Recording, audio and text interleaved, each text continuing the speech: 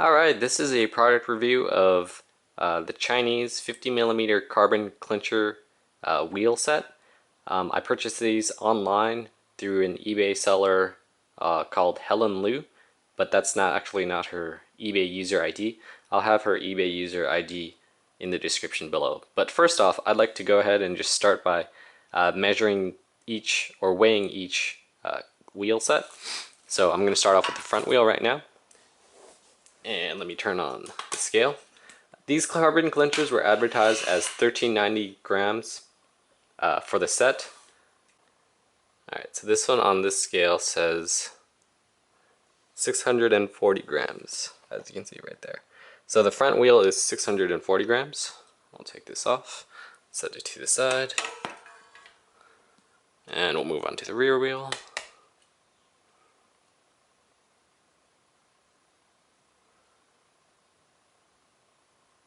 Alright, and that's balanced.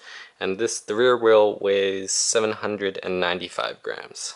So a combined weight of 1,435 grams. So not too shabby. Let's go on to some other things that they included. The skewers. This is a rear skewer for the rear wheel, and the rear wheel skewer is 60 grams. Again, this is not the premium titanium skewer that other companies such as Far Sports have included with their products. And the front wheel skewer is 55 grams. The carbon brakes, or the cork brakes, or the brakes that are supplied with Helin-Liu's wheel set are by a brand named Ashima, and these are cork pads. And so here are some instructions. Asbestos free, thoroughly clean the rim surface before installing new pads.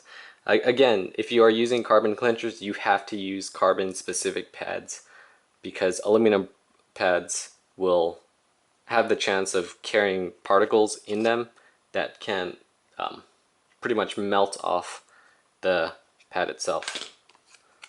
So other brake suggestions that people have been recommending are Swiss Stop Yellows and Renault Blues. But I also read that you can also use Cool Stop the Salmon, the black carbon specific brakes. But like I said, the Cool Stops really haven't been talked as much on the internet or on the forums. Apparently my scale's not detecting the weight of the individual carbon set or carbon brake, so I'm guessing these are probably a gram each. And so this is what the brake pad looks like. Okay, nothing really special, but this is the Ashima cork pads, and Helin-Liu also includes spare skewers, and these are Mac, I want to say 424 aero, but I'm not quite sure. So she includes these with your purchase.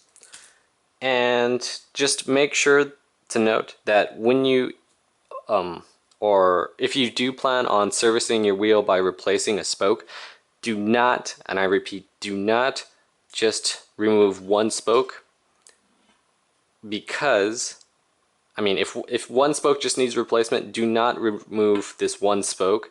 You have to fully detension all of the spokes in order to do so. What happens, well, I'll show you a picture in just a second, but what happens is that when you do remove one spoke from a fully tensioned wheel, you'll crack this rim because there's not enough even pressure going around to support the sudden lack of tension pressure on the wheel set. But aside from that, in terms of inner tubes, I'm going to be using 60mm inner tubes, and I purchased this also off eBay as well. It was a pack of 6 for 60mm, and they weigh 95 grams each. So 95 grams for one wheel, and then 95 grams for the other. For the tires, I'm going to go with Continental Grand Prix 4000S, since a lot of people have been using them, and those weigh around 200 grams each wheel. And also I wanted to mention that in terms of using the 60 millimeter the inner tubes, you do, or some people have recommended using electrical tape. And where did my electrical tape go? There it is. Alright, so using some electrical tape and just cutting a slim piece of electrical tape and then wrapping it around the stem itself right here. So you need one on top and then one on the bottom, and I'll explain why. So here is the tire, and here is a stem valve right here. Let me get a light. Alright, so that's the stem hole right here. And let me see if I can get this in the angle. This is really hard to do. Let's try from the bottom then. Okay, can you see? Yes. Okay. So looking through, you can see that the outer rim, or the interior of this rim, is hollow, and you'll note that there is a contact point right here on the base, and then right by my light right here, there's a secondary contact point right here. And I will show you that when you do install the inner tube, so here's the inner tube goes in, again it matches and makes contact with those two contact points, and if you don't have this fully secured with the metal retention ring for that comes with the inner tube, you might happen to hear this when you're when the tire's rolling. So again, if this little washer comes loose, here I'll tighten it down.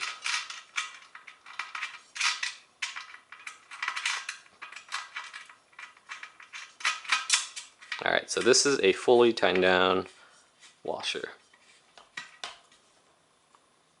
Okay, so say for example you accidentally, or this washer comes loose after a few miles, and you might hear that wobbling. Actually you won't, because I just realized I put the electrical tape in. So but again, you have that possibility of hearing that rattle if you don't use electrical tape. So that is a consideration you should choose to decide on your own. I personally just did it just to so I won't hear any potential rattling issues when I'm riding. And now we'll go into the product, the wheel inspection. So this wheel uses a powerway hub, and as you've seen from, and I'm pretty sure you've seen from other videos, that this is a very loud free hub. So let me go ahead and spin it.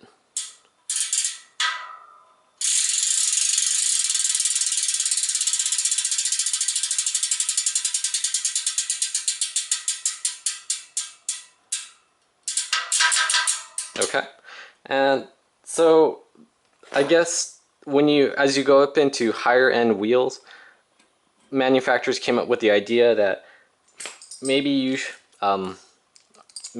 they should be using lighter hubs, but at the expense of using maybe a cheaper integrated hub, in order to, I guess, make your wheel sound louder. Personally, I like my old school Shimano 6500 hubs, Ultegra hubs. Those were back in 2001, and those were super quiet. I love super quiet wheels. They don't have a lot of friction to them, and so the wheels coast longer. But the fact that they don't make a whole bunch of noise and draw attention to your bike, that's a big plus for me. I don't like having people looking at, or just saying, or I guess just looking at a noisy wheel. But anyway, I'm gonna go ahead and show you what the internal hub looks like. So in order to do that, you need two hex wrenches, and these are, oops, sorry. This is a 4 I want to say 4mm hex wrench. And what you do is that you stick one hex wrench on the other side, one on the other, and you turn this one counterclockwise, and this actually you just turn your right hand counterclockwise, and then the other one the other way. So this is a motion. Now I've already pre-loosened this, so in order to see what the free hub looks like, you have to remove the cap, and this cap comes pre-greased, so there is some grease in there. And what's interesting is that this hub uses USA enduro bearings, as you can see here. Not sure if you can read it, but it says enduro, and the model number is 77.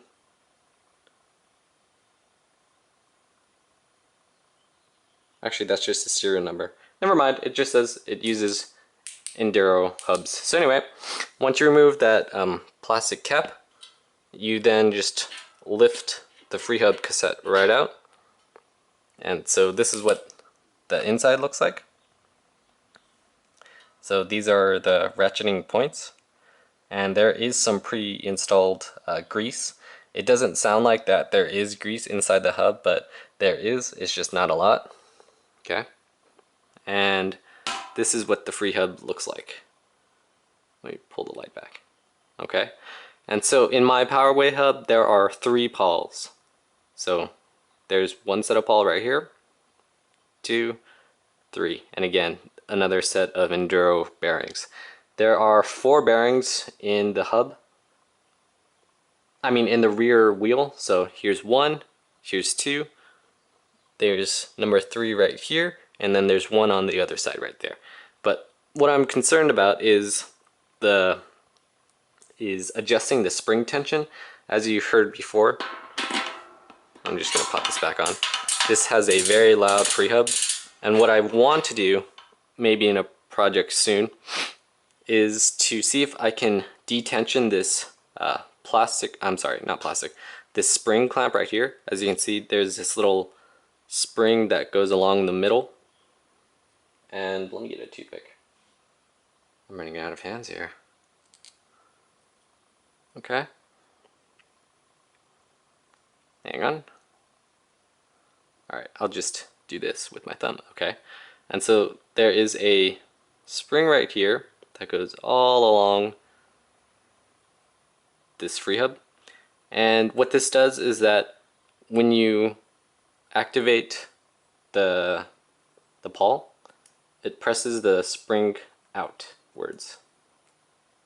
So what I'm trying to do, or what I'm thinking about doing, is detensioning this spring right here and seeing if that'll reduce the quickness of the ratchet of the pawl. But anyway, that is a side thing, and I guess I'll just close this back up, and then we'll just keep going along with the actual examination of the inner tube track, or the rims of the wheel. So let me put this back down. Okay, and now let's do the hub inspection, not hub inspection, but the rim inspection. Okay, so when I first received this wheel, I mean, the inside had a little bit of carbon poking up, and what I did was I used some sandpaper, and this came in a Dremel kit. This is just a little 80 grit sandpaper, and I just, oops, let me grab my flashlight again. So I essentially just used this piece of sandpaper and then just filed down the little protrusions in this. I'm guessing it's part of the carbon layup. There is also a serial number to this wheel, and it just talks about the production date. So this says, let me back up. This says WHR50CFC So 50 millimeter carbon clincher. CF is carbon clincher. 3K, that's the 3K matte. And the production date is 2069-12-2012. So December 2012, and I'm guessing it was 2069 as the number of the wheel. So there is some quality control on this. So again, the internal head, or the inner tube area rims needed a little bit of sanding, not too much. I just wanted to reduce the chances of getting pinch flats based on just whatever happens in the rim. But all in all, the rim looks really good. I don't have any complaints yet. This is a very thin clincher. This is a 20.5 inch rim, so pretty narrow, and you're going to need some narrow tubes as well. Alright, so this is the 50 millimeter clincher. Let me go ahead and grab a ruler. And this measures, this measures 2 inches from the rim, the inside of the rim, to the outside of the rim. So 2 inches or 50 centimeters. Yeah, or 5 centimeters, I'm sorry. 50 millimeters, 5 centimeters, same thing. This does use external nipples, as you can see right there. External nipples, so you don't have to true the wheel from the inside of the rim. And lastly, this does come with a basalt treated braking surface. And the difference was that when the first clincher wheels were hitting the market, that were also coming from China, this was not coated with basalt. And what basalt is a high temperature which protects sort of the carbon underneath the basalt surface to prevent it from delaminating. I mean, if you're going to go down a 16 or 9 to 16% grade hill, you don't want to be using carbon clinchers because the amount of heat that gets trapped in these in the brake track will ultimately get absorbed into the wheel. And what most people don't understand is that the heat transfers into the wheel and heats up the inner tube. And it also deforms the carbon underneath this layer, but also heats up the inner tube as well. So what happens is that the bike will have a possibility of popping the wheel or popping the inner tube, which you might lose control over if you're going down a hill. Or you could delaminate the wheel and pretty much make it not rideable anymore. The brake track looks fine, as you can see here. It looks like, from what I understand, is that part of the quality control testing that they do, that some of the Chinese companies do, is that they actually test the basalt braking surface on each wheel, because pretty much what I've seen is that every wheel that comes as a final product has been tested with the braking surface to ensure that the basalt stays on the wheel and that the braking surface has been tested before reaching the end consumer. There are obviously some some inconsistencies with the wheel, and that's probably because of the brake just chipping away some of the basalt. But it's kind of nice to know that they are doing a quality control check with the basalt, the braking surface. So anyway, that pretty much wraps it up for the 50 millimeter carbon clinchers from eBay. I'm pretty sure I covered everything. Oh, right, I forgot. If you are going to be using rim tape with this wheel, there are people that have used a product called Veloplugs, Velocity Red Veloplugs, and these are red Veloplugs that weigh 5 grams as opposed to 20 grams for traditional red rim tape. And they're not cheap, it's about $12, but you get a whole bunch of little red Veloplugs that you plug into the holes, and you are able to save 15 grams of weight per wheel. So a weight weenie tip, but yeah, that pretty much concludes the carbon clinchers from eBay. Thanks for watching.